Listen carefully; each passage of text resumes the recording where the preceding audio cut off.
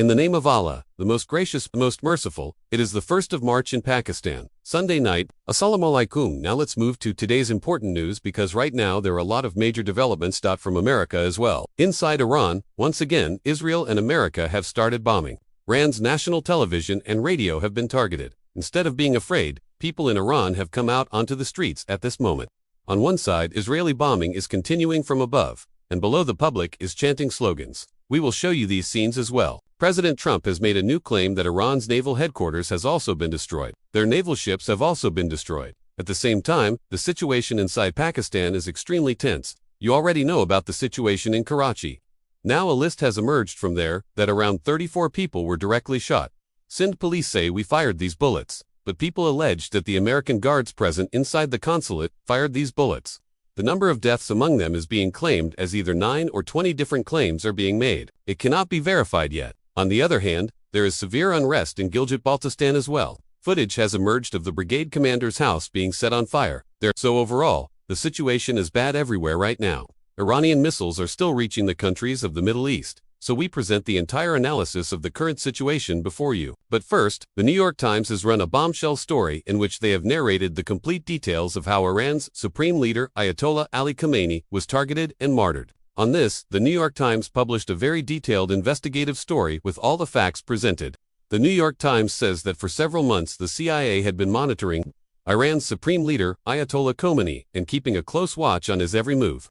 So it was not Mossad, but according to the New York Times, any spy near Ali Khamenei was a CIA asset. Then the New York Times writes that the CIA received intelligence that on Saturday morning Khamenei Sahab, along with other high-ranking Iranian officials, would be present in a compound where they would hold a very important meeting and essential gathering. In the same compound, some other senior officers would also be present, and Ali Khamenei Sahab would also be in the same building and participate in this entire important meeting. After this high-grade accurate intelligence, the CIA shared it with Israel so that a joint operation could be made possible. This is what the New York Times is claiming.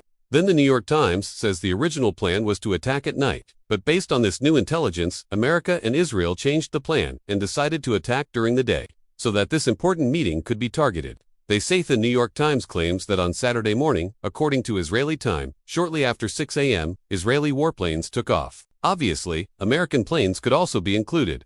The New York Times is not specifying separately, but warplanes took off from Israel, equipped with the latest weapons and capable of precise long-range targeting. In less than 3 hours, now you have to understand this is a very important development. According to Israeli time they take off around 6 a.m. and attack. According to Iranian time it is exactly 9:40 a.m. So less than 3 hours, because there is some time difference between Israel and Iran. In less than 3 hours they fly from Israel and strike inside Iran. Because the intelligence they had, the espionage was extremely precise, very accurate information. They knew exactly where Ali Khamenei was sitting, and they had precise information about the location where he was sitting. After that, they carried out this attack in less than 3 hours. In less than 3 hours, meaning, in the morning, explosions echoed and Ayatollah Khamenei's compound was targeted. At the time of the attack, Ayatollah Khamenei was present in the office of his residence, where he was martyred on the spot, and it was a sudden and powerful strike. In this attack, several members of Iran's top security leadership were also killed, including Ali Shamkhani, Mohammad Pakpour, and Aziz Nast, who were present in the compound with him where Ali Khamenei was. These attacks were not limited to one place. America and Israel also struck other high military leaders and locations of Iran, causing severe damage to Iran's leadership. Chaos and astonishment spread in Iran over this incident. The New York Times says that in the streets of Tehran, on one side the sound of aerial attacks was echoing, and on the other side some people, inside Iran, the New York Times claims, were happy that this happened, while some were obviously distressed and chanting in favor of Ali Khamenei. And the New York Times claims that perhaps this is the plan for regime change, government change. Now there are so many news items. I have to move forward. But here is the important point I want to tell you. At the same time, the situation inside Pakistan is extremely tense. You already know about the situation in Karachi. Now a list has emerged from there that around 34 people were directly shot. Sindh police say we fired these bullets, but people allege that the American guards present inside the consulate fired these bullets. The number of deaths among them is being claimed as either 9 or 20 different claims are being made. It cannot be verified yet. On the other hand, there is severe unrest in Gilgit-Baltistan as well. Footage has emerged of the brigade commander's house being set on fire there. So overall, the situation is bad everywhere right now. Iranian missiles are still reaching the countries of the Middle East, so we present the entire analysis of the current situation before you. But first, The New York Times has run a bombshell story in which they have narrated the complete details of how Iran's supreme leader, Ayatollah Ali Khamenei, was targeted and martyred. On this, the New York Times published a very detailed investigative story with all the facts presented. The New York Times says that for several months, the CIA had been monitoring Iran's supreme leader Ayatollah Khamenei and keeping a close watch on his every move. So it was not Mossad, but according to the New York Times, any spy near Ali Khamenei was a CIA asset. Then the New York Times writes that the CIA received intelligence that on Saturday morning, Khamenei's Sahab, along with other high-ranking Iranian officials, would be present in a compound where they would hold a very important meeting and essential gathering. In the same compound, some other senior officers would also be present, and Ali Khamenei's Sahab would also be in the same building and participate in this entire important meeting. After this high-grade accurate intelligence, the CIA shared it with Israel so that a joint operation could be made possible. This is what the New York Times is claiming. Then the New York Times says the original plan was to attack at night.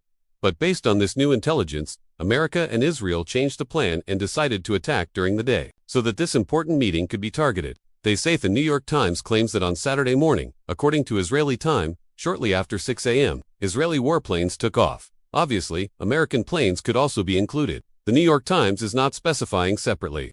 But warplanes took off from Israel equipped with the latest weapons and capable of precise long-range targeting in less than 3 hours. Now you have to understand this is a very important development. According to Israeli time, they take off around 6 a.m. and attack. According to Iranian time, it is exactly 9:40 a.m., because I myself had a little experience with the Prime Minister of Pakistan and also as Chief of Staff. I can tell you that security, especially for very important personalities, requires several layers of care. One is physical security, guards, where they sit, how matters are handled. And another is situational security. You have to see where the meeting is happening, how much advance notice should be given, how much advance notice should not be given. What is astonishing to me is that given the kind of missiles Iran was facing, whether it is Ali Khamenei, the Iranian president, or their other leadership, they knew an attack could come at any time. Ships were positioned, everything was ready. This means the decision for this meeting was made at least 1 day in advance. Because if it was decided right now, okay, they have very modern technology, modern weapons, everything modern, but still, you can see it took them 3 hours to fly and strike. When you hear that a missile was fired from Israel, you know it takes half an hour, 35 minutes, 40 minutes, or even longer an hour to hit. You also know about Iran's missiles. They are launched and hit other Middle Eastern countries or Israel hours later. What I'm saying is that no matter how fast the planes or missiles fly, nothing can hit in less than 354050 minutes. Now when such threats are looming over you, can't the meeting be called at the last moment instead of planning it a day earlier? Obviously there was espionage from inside. Spying happened from their very close circle. To foil such things, when you manage the schedule of very important personalities, one important thing is that you do not announce where you are going, where you will sit, where the meeting will be held, especially when you face such threats. It is beyond my understanding why Ali Khamenei, Sahab staff, or the others agreed to this meeting a day earlier and announced it. All those important leaders of Iran should have been told. You all have to remain active within 4 to 5 kilometers of this area, from 6 a.m. to 6 p.m. When we message you, reach immediately. If the message is 5 minutes or 7 minutes, everyone gathers. Hold a meeting of less than 30 minutes, maximum 25 minutes in, then disperse. Everyone leaves that place. Even if a missile is launched at the meeting location, it might not reach in time. I'm not posing as an intelligence security expert here. I'm not saying I have all the wisdom, or they are fools and we have all the intelligence. Obviously, in hindsight, everyone thinks they are very smart. Only those handling the matters know the reality. But it is beyond my comprehension that when remember what happened in June, almost the entire leadership of Iran's armed forces was wiped out, all targeted, so it was already clear that spies had penetrated their system. In such a situation, deciding a meeting the 12th of October 14 hours in advance, or 24 hours, and that information reaching the CIA sharing real time with Israel, planes taking off at 6 a.m. and attacking Tehran after 2.5 hours. If the meeting was known 2.5 hours earlier, that is a failure in my opinion. If the meeting was to be at 9 a.m., everyone should have been informed at 8:45. And even if planes took off or missiles were launched at 8:45, I don't think they could target the location within 1 hour by 9:45. In that time, people gather in 15 minutes, hold a 303-540-minute meeting, and disperse before 9:45. I told you I'm not an expert on missiles or aircraft speeds. But Iran must have experts. Russia has them. China has them. They could calculate. This missile will take this long. This plane will take this long. Minimum coordination time required would be this. Even if the meeting leaks, all SOPs should have been set accordingly. This is a major failure of Iranian intelligence, or Whoever plans there, or even, in my opinion, a major failure of the Chief of Staff of Ali Khamenei's Rahab, or perhaps Ali Khamenei and his companions did not take this seriously at all. Either they were so fearless, they said whatever happens, we'll see, or they thought America and Israel wouldn't go this far. I don't think that's possible because everyone knew there were open threats that this would happen, and they were in their own compound office where they usually are, so obviously this caused huge damage to Iran's position. In my opinion, this could have been prevented with better planning. I'm not saying 100% they could have been saved, but at least such meetings that get spied on and attacked could definitely have been avoided. Moving forward, now President Trump tweeted, and in that tweet he said he was informed by American forces that Iran's 9 naval ships, their naval vessels, have been blown up, destroyed. And along with that, Iran's naval headquarters has also been destroyed, partially or fully damaged. President Trump told everyone in a tweet and added sarcasm. We blew up 9 ships, blew up naval headquarters. The rest of their navy is doing great, meaning Iran's navy is fine. Otherwise, we just caused total destruction. He tweeted this. Along with that, media is now reporting that in the night that is currently ongoing, there will be new attacks. In the previous attacks, Iran says Israel and America together dropped 1,200 very heavy bombs and munitions on Iran, in which Iran claims 200 to 250 martyrdoms occurred there. Many girls were martyred inside a school. You have all those numbers. You know what kind of devastation happened there. Now moving forward, what happened in Iran today? Quickly in Tehran, in 60 attacks, 57 people. This is the latest from today, Sunday, not Saturday. What happened on Saturday, we already told you earlier. So in 60 attacks, 57 people were martyred. Former Iranian President Mahmoud Ahmadinejad was also targeted and martyred. Yes, Mahmoud Ahmadinejad, he was not holding any position at the time. He was a former president of Iran. You know, he was very vocal, spoke very bluntly. Former Iranian President Ahmadinejad was also martyred, probably targeted at his home and martyred there. This is now being reported by The Telegraph, and all major newspapers and media outlets are reporting it. The report has been coming since yesterday's day, but his martyrdom was confirmed today. A new leadership has emerged in Iran. Emergency appointments have been made. Ahmad Vahidi has been appointed as the new commander-in-chief of the Pasdaran Inqilab, because the previous commander-in-chief was martyred along with Ali Khamenei. Where the attack happened on their bunker or compound, he was martyred there. Ali Reza Arafi has been appointed as a member of the Interim Leadership Council. These 3 people will be there: Chief Justice, President, and now Ali Reza Arafi. Last time a different name was coming up. In the previous vlog, we were keeping it because Iran has not officially confirmed anything yet. The reports coming are what we are presenting to you. Iran's former Crown Prince, Reza Pahlavi, who is in America, has appealed for the end of the Iranian government and called on the people to come out onto the streets. This is the situation there. Then, in retaliation, Iran attacked with 4 ballistic missiles on the USS Abraham Lincoln, their naval carrier group with many warplanes on it. And now information is coming that this carrier group with F-35s and other highly lethal weapons was attacked. In that attack, probably 3 American soldiers were killed and 5 seriously injured. America itself has confirmed this, that Iran carried out the attack. In response, President Trump says we destroyed 9 of their naval ships. This is their ongoing situation. In the Israeli city of Beit Shemesh, 8 people were killed in an Iranian missile attack. Some say 9, some say 8, and about 24 were injured. 2 Israeli soldiers were also killed. An attack happened on an oil tanker, Mons oil tanker, Skylight, in which 4 people were injured. The attack included 15 Indians and 5 Iranian citizens. Missile and drone attacks are still continuing in Jebel Ali port in the UAE and other Gulf areas.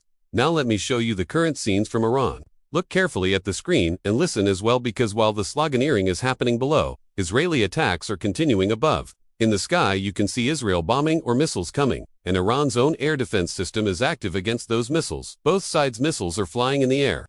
Obviously, there is danger for the people, but people are gathered in the center of Tehran and chanting slogans. This is the latest video from a little while ago. Look, Allahu Akbar. You have seen it. This is the current situation in Iran. In many cities of Iran, such processions are taking place. This kind of situation is developing. Now, moving forward. First, let's start with GB. Look at these scenes. This video is not from Iran, it is from GB, from Skarju. Look how many people have come out here. It looks exactly like some city in Iran. People filled with grief, anger, pain, sorrow. And now look at this video. Paracha Sahab, a well-known journalist, has shared it, and we are sharing it with you. In it, he claims this is the brigade commander. Like everywhere, there are corps commanders, lieutenant generals. Here in GB, I think the one commanding is a brigade commander because comparatively, it is a smaller structure than a corps. I'm not an expert in military matters, but consider him the corps commander of GB. Their house has been set on fire, not just their house. The SSP house has also been burned. The office of Awami Mutahida in GB has also been set on fire, and fire has been set to some other places. People expressed their grief, anger, and reaction there. Now if we talk about Karachi, the list that has now emerged shows 34 people were directly shot. Hospital data is now leaking. Journalists are sharing. Reportedly claimed on social media because nothing is confirmed yet. The allegation is that the bullets fired were by the American security guards inside the consulate. And Sindh police say no, we fired these bullets. They did not. They are taking responsibility themselves. Even now, the scenes we are showing you on screen are from Karachi. It is being said that 9 people were martyred in this entire matter. Their funeral prayers were probably offered at Numish Chowrangi, and this is the current situation there. Then it is also alleged that many bodies were snatched away, hidden. It is also being alleged that around 20 people died in front of the consulate, but only 9 bodies were handed over. What is true and what is not, nothing can be said definitively yet. So the situation in Karachi is grave, horrific, bad, and the grief and anger of the people is increasing day by day. Similarly, in Islamabad, people gathered there. At least one person's martyrdom has been reported. He was brought to the hospital but passed away. There 2 people gathered in large numbers near Serena Hotel, from where one can go into the diplomatic enclave, right behind the French embassy, and obviously the American embassy would be behind it. So people gathered in large numbers, tried to enter, then there was lathi charge, tear gas, and one person was killed. There Mohsen Naqvi also came to stop the people. People surrounded him too and chanted slogans against him. This is the situation in Islamabad. Now if we talk about Lahore, the American consulate in Lahore, people gathered in front of it there too, tried to enter. We told you in the previous vlog, as well police did severe lathi charge. Through tear gas, on one side police were doing lathi charge, on the other side, Mariam Nawaz was releasing videos saying these people should be given iftar. So the excellent arrangement for iftar was being done by Punjab police with lathi charge. Mariam Nawaz was playing good cop and Punjab police bad cop. Punjab police was doing lathi charge. Mariam Nawaz was saying make sure iftar is arranged for all these people. This is the situation. And in different parts of the country where there are Shia communities, men, women, children, ulama are protesting. They claim the protest is peaceful, but the situation is still tense, heated. Protests have happened all over the world. You talk about Baghdad, you talk about other countries. Even in occupied Kashmir protests happened. So protests are happening all over the world. But bullets were fired on protesters only in Pakistan. Yes, 9 people in Karachi and 1 in Islamabad were martyred. So only Pakistan received the honor of martyrdoms in today's protests. No one else had to give lives in protest today. Another major development that has happened is that some of Pakistan's leading TV channels, especially first Geo TV and then ARY News and perhaps others, but these 2 are confirmed, have been hacked. And on their broadcasts what is running? Look, what we are showing you is running on Geo TV first and then ARY too. That some part of your army or some people have turned against the country or are working against the interests of the nation and are destroying you. So rise up against those parts of the army, revolt against them. This is the main point of the message that was played after the hack on ARY and Geo TV. ARY later went back on air and alleged that our link was hacked, and after hacking someone played Mossad content on it. Now we didn't understand what they mean. ARY is saying Mossad played this. Mossad content was run meaning strange. They gave it a twist and presented a new story. On the other hand, Pakistan's Form 47 Prime Minister Shehbaz Sharif was going to Russia from the 2nd. He had a Russia visit. Now tell me, in these circumstances, how will he go to Russia? You know things are already bad because Russia has condemned this attack on Iran by Israel, and America said it is against international law. This should not have happened. So in all these matters, Shehbaz Sharif obviously cannot go to Russia in any way, because if he goes, America Bahadur would get angry. And you remember the famous statement of Khawaja Asif, we are on America's ventilator. So therefore, they cancelled the plan to go to Russia and postponed his visit. Along with that, they have called a high-level National Security Committee meeting. And in that National Security Committee meeting, where the Defense Minister is normally present, Army Chief is visible, ISI Chief is visible, Mohsen Naqvi is visible, everyone is visible, but Khawaja Asif is not visible. Along with that, remember 2 to 3 days ago when this operation, or war, was started with Afghanistan. At that time, the civilian leadership was called to GHQ and went with Azam Nazir, Rana Sanallah, and Shahid Khokhan Abbasi. But there too, the defense minister was not visible. It is astonishing that the Pakistani army does not even acknowledge its own defense minister. We can understand one, he drinks too much water at night and comes with burps and strange excuses. Tweets, stupid things, age as such, doesn't understand. Besides that, he does clowning. You remember he went on Yalda Hakim's show and openly said, we have been facilitating terrorists for the last 30 years. Then on television he also said, every dictator starts war in Afghanistan to extend his power. When Asim Munir was asked about the last 2 dictators, he dodged a bit. So we understand that Asim Munir and his companions must feel hurt by his words. His clowning side, they probably don't like it either. So my advice is, why bring someone within a Form 47 Act? Bring someone else if you want. You can make Fateh Ali Khan defense minister. My point is, put Maulana Tahir Asrafi as defense minister. At least appoint a defense minister who, even if just to throw dust in eye, sits in such meetings. You have kept a defense minister, but make him do clowning. He just tweets 2-3 times at night like a rat falls into a drum of alcohol and then tries to hit an elephant. That's the kind of work he does, and during the day, Khawaja Sahab has to read and delete those tweets. So instead of keeping him attached like this, believe me, if you remove him, he will do open clowning. Because this is astonishing for us too, that you are keeping him completely absent. We wanted to talk about Afghanistan too, because now it is being claimed from that side that a main checkpost has been captured. Videos have also been released of Pakistani forces crossing the Afghanistan border during daytime and capturing an Afghan post. And besides that, another thing today, 184 flights coming to Pakistan from the Middle East, meaning from Dubai, Qatar, Kuwait, those have been cancelled. If we collect flights to Islamabad, Lahore, Karachi, Multan, Peshawar, Faisalabad, Siakat, etc., it makes around 184 to 200 flights that were cancelled today. Some airlines' flights are perhaps still operating, like Turkish Airlines. We saw our team check is still flying. Perhaps their route is different.